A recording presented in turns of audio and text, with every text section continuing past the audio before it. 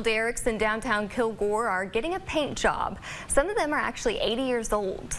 But as KLTV7's Jamie Boyum reports, it's not regular exterior paint. It's also a zinc treatment that the Kilgore Historical Preservation Foundation says will keep the derricks from rusting for decades.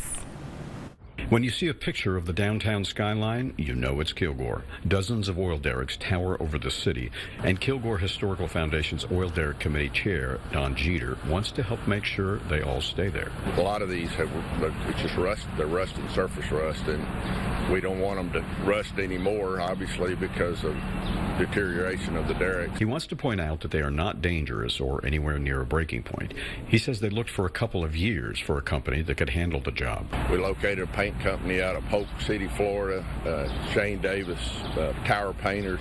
That's most of the work they do. This is a very unique job for them because most of the work they do are painting radio and TV towers. Jeter says they've been on the job a couple of weeks and had a lot of setting up to do, but have painted 2 of the derricks so far. It really made the other ones, exposed them for a lot of the rust that you can see on them. He says the crew found rust where the galvanized derricks are bolted together, which is the biggest concern of, with a bolted together structure, so they had to be treated with a zinc, which what's all galvanization is a hot zinc dip. So they sprayed them with a zinc, then they primed them with a zinc primer with a zinc in it, and then they're going back over it with a high quality Sherwin-Williams paint. He says they're hoping it will last 20 years or more.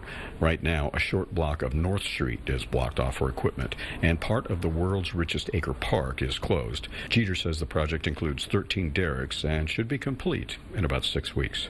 Jamie Boyum, KLTV 7 News. The city's helping to pay for the project using a hotel tax, but most of the money comes from donations. Tomorrow, they're hosting their first Derrick Festival from 3 in the afternoon until 9 in the evening. It's at the world's richest acre in downtown Kilgore, and it's all in hopes of raising more funding for historical preservation.